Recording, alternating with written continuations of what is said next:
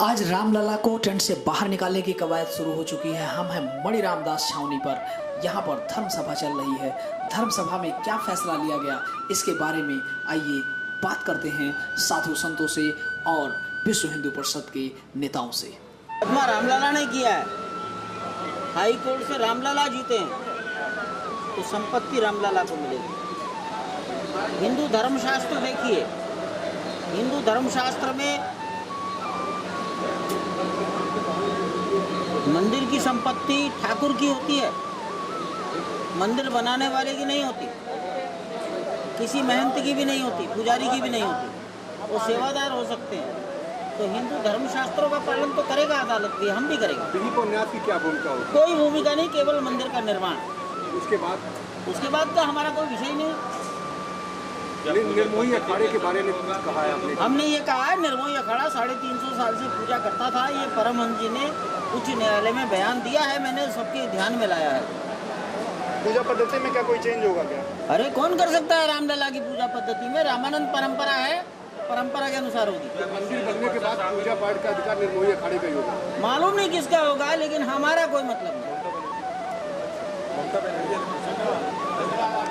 ये जो बैठक यहाँ थी उसमें क्या फैसला लिया गया कि कैसे सरकार पे दबाव बनाया जाएगा या आगे क्या किया जाएगा? राम जन्मभूमि पर भव्य मंदिर के लिए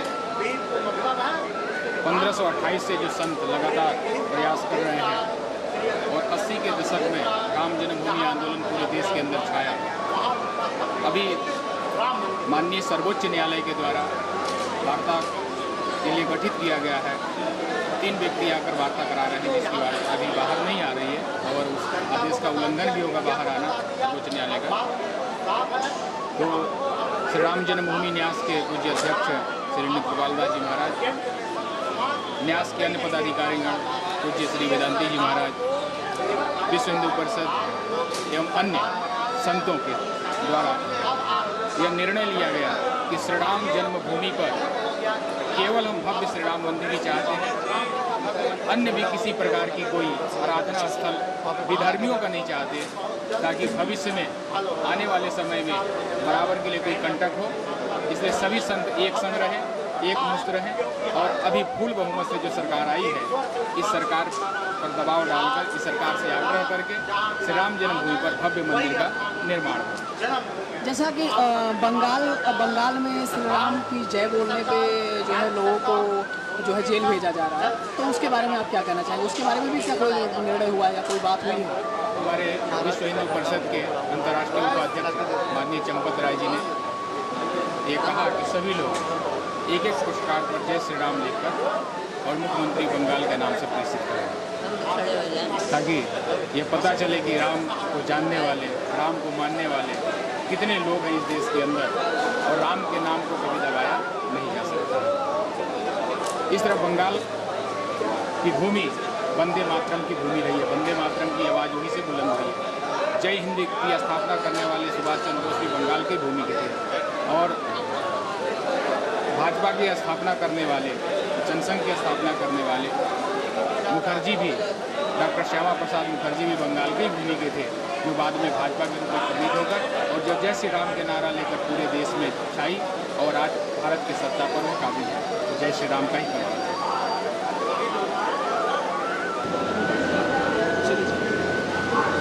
महाराज जी, आज की जो धर्म सभा थी उसमें सरकार पे दबाव बनाने के लिए और राम मंदिर के लिए क्या फैसला लिया? अब तो समय आ गया। देश के करोड़ों हिंदुओं में, देश नहीं विदेशों में हिंदू बसे हुए हैं। सबके अंतःकरण में ही इच्छा है कि कितना जल्दी भगवान श्री राम के जन्मभूमि पर भव्य मंदिर का निर्माण। जनता ही नहीं बल्कि शासन प्रशासन में भी बैठे हुए जो लोग हैं, उनसे भी बार बार मेरी चर्चा यही होती है। कहते हैं कि बस केवल एक ही इच्छा है कि राम जन्मभूमि पर भव्य मंदिर कब देख लें। यही था, इन्हीं बिंदुओं पर चर्चा हुई।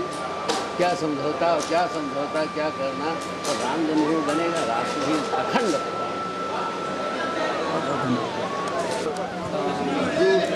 उनका अधिकार होगा, दिलीप का ना है देंगे कि कि किसका किसका वो खाल उधेड़ेंगी। ये हिंदुस्तान है, ये भगवान राम का देश है। यहाँ जो है बच्चा बच्चा जय श्री राम बोलेगा और जिसको जय श्री राम से आपत्ति हो वो देश छोड़ करके कहीं भी जा सकता है। हमें आपत्ति नहीं है, आप बोलो ना बोलो, लेकिन अगर हमारे बोलने से आपको हमारी खाल उधेड़ लेंगे तो हम बोलना बंद नहीं करेंगे, चाहे हमारे प्राण चले जाएं। और इसीलिए हम लोगों ने पहला ये और दूसरा ये कि राम मंदिर पर संतों की जो है 15 तारीख को फाइनल बैठक होने जा रही है और इस पर हम सब लोग जो है तो एक न्यायपालिका की संवैधानिक मर्यादा का पालन करते हुए और सरकार से भी मिल करके वार्ता करेंगे कि किस तरह से संवैधानिक दायरे में शीघ्र से शीघ्र राम मंदिर का निर्माण हो जाए। आज कोई प्रस्ताव नहीं पास हुआ जिसको आप केंद्र सरकार को भेजेंगे, ऐसा कोई प्रस्ताव नहीं पास नहीं, देखिए आज संत समाज धर्माचार्यों ने आज एक बैठक करके और इसको फाइनल नहीं किया है। ये 15 तारीख को फाइनल मीटिंग होगी धर्माचार्यों की परम धर्म संसद, उसमें ये डिसाइड होगा कि आगे हम लोगों की क्या रणनीति होगी। नहीं, जो कमेटी बनाई है सुप्रीम कोर्ट ने 3 सदस्यों की, उस पर भी तो आपत्ति है आप लोगों को? आपत्ति की बात नहीं है, लेकिन जो 3 सदस्यीय जो है पैनल गठित है उच्चतम न्यायालय के द्वारा, तो हम लोग सम्मान करते हैं। लेकिन अयोध्या का भौगोलिक ज्ञान जो यहाँ के स्थानीय संतों को है उतना श्री श्री रविशंकर जी को नहीं है और यहाँ का जो भाईचारा हम लोग बना सकते थे वो श्री श्री नहीं बना पा रहे हैं, तो इसलिए उससे थोड़ा सा निराशा हुई है और कोई बात नहीं। जनसंख्या नियंत्रण और हाँ, धारा 370-35 से ये खत्म होगा शीघ्र से शीघ्र और जनसंख्या नियंत्रण बिल्कुल बिल्कुल। देखिए धारा 370-35 से बहुत शीघ्र खत्म होने जा रहा है, समान नागरिक संहिता लागू होने जा रही है, गोरक्षा बिल आने जा रहा है और राम मंदिर सबसे पहले। इस बैठक में कहाँ चर्चा हुई थी? नहीं, बैठक में भी इसमें बैठक में भी कुछ संतों ने इस पर रखा है, लेकिन मुख्य रूप से बैठक राम मंदिर को लेकर के थी और जय श्री राम पर जो वेस्ट बंगाल की सीएम ने आपत्ति जताई है उसके लिए मंदिर को लेकर एक मत हुए हैं क्या? हाँ, सब अलग-अलग नहीं ऐसा नहीं, हम लोगों की बैठक थी, सब संत एक मत है और राम जन्मभूमि पर दिव्य भव्य राम मंदिर बनेगा और बाबर के नाम पर हिंदुस्तान में कहीं नहीं बनेगा। और एक विशेष बात आपको बता दें, कुछ जो ये चर्चा चल रही थी कि अन्य किसी के नाम पर अयोध्या से हट के मस्जिद बना लें, तो वो भी ये जो है कैंसिल किया गया, क्योंकि कहीं भी मस्जिद बनेगी तो लोग कहेंगे कि वहाँ वाली जो बाबरी थी ये आ गई है। वेदांती जी तो ये कहते कि नहीं, वो कैंसिल हो गया है। उसी पर बैठक थी कि अब कहीं भी मस्जिद नहीं बनेगी उस जगह के नाम पर, क्योंकि बहुत मस्जिद 32 मस्जिद अयोध्या में है, अब मस्जिद नहीं बनेगी, क्योंकि कहीं भी यदि बनी भले किसी के नाम बनाया जाए लोग यही कहेंगे कि वो बाबरी जो है यहाँ ट्रांसफर हो गई है। पीएम से भी मुलाकात करने की कोई बातचीत है कि? अब पीएम से मुलाकात करने के लिए ऐसा है कि ये 15 तारीख को डिसाइड किया जाएगा। पीएम ने क्या कहा है? विहिप ने यही कहा कि पोस्ट कार्ड जो है एक जय श्री राम लिख करके भेजा जाए और विहिप ने कहा कि संवैधानिक मर्यादा का पालन करते हुए ही हम लोग चलें और संवैधानिक दायरे में राम मंदिर का निर्माण सुनिश्चित है। और ये जो अमित शाह जी को होम मिनिस्टर बनाया गया है ये भी जो है तो लगभग इन्हीं सभी मुद्दों को सॉल्व करने के लिए। आप लोग यहाँ से भी आप लोग पत्र भेजेंगे? बिल्कुल, हम सब लोग पत्र भेजेंगे और सारे धर्माचार्यों से भिजवाएंगे, जय श्री राम लिखेंगे। और नहीं, हम लोग पोस्ट कार्ड भी भेजेंगे और वैसे भी हम लोग जो है यहाँ से स्पीड पोस्ट भी करेंगे और ये भी लिखेंगे कि यदि आपको आपत्ति हो तो हम लोग जय श्री राम बोलते रहेंगे। यदि आपको जहाँ जय श्री राम न सुनाई पड़े उस कंट्री में आप जा सकती हैं, किराया भाड़ा हम धर्माचार्य चंदा करके देंगे।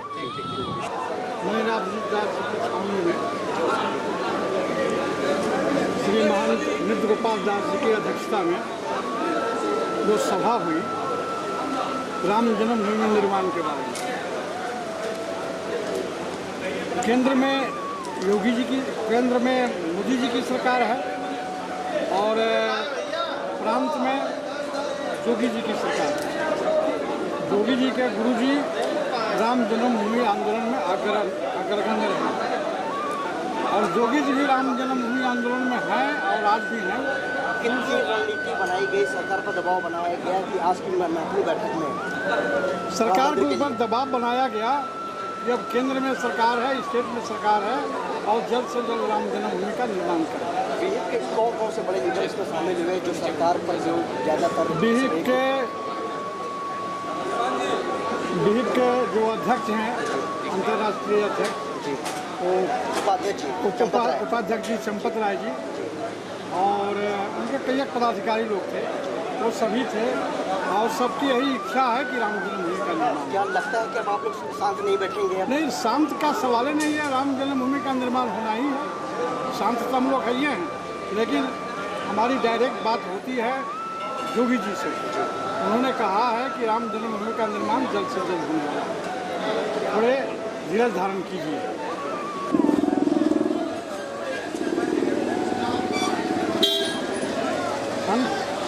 महाराज जी ये बताइए, सवेरे जब आपका ये जो है यहाँ धर्म सभा होने वाली थी, तो उस दौरान इकबाल अंसारी का एक बयान आया। उन्होंने कहा कि इसका कोई मतलब नहीं, ये जो धर्म सभा हो रही है इसका कोई मतलब नहीं है। तो इसके बारे में आप क्या कहना चाहेंगे? जैसे उनके लिए कोई मतलब नहीं हो सकता है, और उनके लिए जो कुछ उनका मुद्दा भी है उस मुद्दे का भी कोई मतलब नहीं है। बेसिकली बात ये है कि वो लोग जिस बात के लिए लड़ रहे हैं उस बात का आधार इस भारत देश में है ही नहीं। यहाँ बाबर की जन्मभूमि नहीं है, यहाँ राम जी की जन्मभूमि सिद्ध है, प्रसिद्ध है। तो हम लोगों को राम जन्मभूमि के लिए एक्शन प्लान बनाना है। हमारे धैर्य की जो सीमाएं हैं वो एकदम से लबालब भरी हुई है, और जिस प्रकार से सन 92 में इसका प्रकटीकरण हुआ, अगर यहाँ के राजनीतिक, यहाँ के ब्यूरोक्रेसी, यहाँ के जुडिशियरी में बैठे हुए लोगों को अगर वही रूप देखना पसंद है, तो अब ये गागर इतना लबालब भरा हुआ है कि अब उसी प्रकार की प्रतिक्रिया से हम सब लोग इसका निर्माण भी करेंगे। हमारे लिए इसका ये मतलब है, और इसी मतलब से हम लोगों ने यहाँ पर बैठक किया है। और इसका सही एजेंडा यही है कि अब हमें संतों को, हिंदू समाज को, चूँकि संत इसके धर्माचार्य हैं, नेतृत्व करता है। अगर मुस्लिम समाज के लिए मुल्ला मौलवी आस्था के विषय हैं तो बताने की ज़रूरत नहीं है कि संपूर्ण हिंदू समाज के लिए संत लोग आस्था के विषय हैं। संत जो प्रेरणा देंगे, जो संकल्प कराएंगे, जो करेंगे, उसके लिए हिंदू समाज पूरी तरह से कटिबद्ध होकर के अपना कार्य योजना को लागू करने का प्रयत्न करेगा। तो अब हम सब लोगों का धैर्य लबालब भरा हुआ है इस मतलब से, और बहुत उद्देश्यपूर्ण ये बैठक थी। इसमें जो मध्यस्थता की बात हो रही है ये बिल्कुल उपहास्यास्पद है, और इसके पहले भी मैंने कहा था वो कंटेम्प्ट वगैरह चलता है तो चले। हमने कंटेम्प्ट नोटिस को देखा है हाई कोर्ट में, उसकी क्या दशा होती है। और जिस तरह से हमने अनुभव किया कि ये आँख पे जो पट्टी बंधी हुई है न्याय के देवी की, ये भारतवर्ष के न्याय का प्रतीक नहीं है, ये ब्रिटेन के न्याय के का सिंबल है। तो उसी तरह से हम लोग प्रत्यक्ष भी देख रहे हैं, यहाँ के ब्यूरोक्रेसी के लोग, यहाँ के भ्रष्टाचार और माफिया लोग, भ्रष्टाचारी और माफिया लोग कहते हैं कि अदालत एक कमरे में बैठती है, उस कमरे से बाहर देखने की उसके पास क्षमता ही नहीं है। उसका भुक्तभोगी मैं खुद हूँ। पिछले मई में हमारा एक कंटेम्प्ट पिटीशन इसी आधार पर डिसमिस हुआ है, और वो भी अयोध्या को ही लेकर के। यहाँ जो अपभ्रंश तमाम से नाम रख दिए गए जो वेदों में है, पुराणों में है, उन नामों को मिटा करके और उसकी जगह पे अपभ्रंशित राजनेताओं के नाम पर नामकरण किया गया है। इसमें हमें ऑर्डर प्राप्त था और हमने कंटेम्प्ट उसके लिए मूव किया था, और यहाँ से ब्यूरोक्रेसी के द्वारा एक गलत रिपोर्ट गई और अदालत ने मान लिया। तो हमको लगा कि वास्तव में इनके पास देखने की आँख है ही नहीं, ठीक है। तो इसलिए जब इनके पास आँख नहीं है, ये आँख नहीं है इनको देखने का कि मोहम्मद का जन्म भारत में हुआ कि अरब देश में हुआ, तो ये आँख नहीं है कि राम जन्मभूमि के लिए प्रमाण चाहिए भारत देश में और अयोध्या में, तो ये तो दृष्टिहीनता का परिचायक है। इसलिए हमको न कभी विश्वास था, न कभी है, न रहेगा। हम अपना एक्शन प्लान बनाएंगे और निश्चित रूप से उसी को क्रियान्वित करेंगे। उसका अंजाम जो भी होगा अभी तक देखा है, आगे देख लेंगे। मतलब आर पार की लड़ाई होगी? जब भी हुई है आर पार की लड़ाई हुई है। 75 बार हिंदू समाज ने भारतवर्ष के किसी और तीर्थ में और किसी धर्म स्थल को लेकर के इतनी लड़ाई हिंदू समाज ने भी नहीं लड़ा, और इतनी प्रतिबद्धता से मुसलमानों ने भी उसको नष्ट करने का प्रयत्न नहीं किया जितनी राम जन्मभूमि और अयोध्या को लेकर के हुआ। 75 बार हो चुकी लड़ाई, 75 बार हिंदुओं ने वहाँ अधिकार किया, उसको मंदिर का रूप दिया, वहाँ पूजा पाठ किया। ये 76वीं लड़ाई है, और इस लड़ाई में भी वही होगा। हम लोग मंदिर का रूप देते आ रहे हैं। 500 वर्षों से हमारे जो पूर्वज हैं, हमारा जो समाज है, हमारी जो सोच है, हमारी जो संस्कृति है, 500 वर्षों में 75 बार वहाँ मंदिर स्थापित किया है। ये 76वां बार ही मंदिर ही स्थापित करेंगे, दूसरा कुछ भी नहीं स्वीकारेंगे। धन्यवाद महाराज।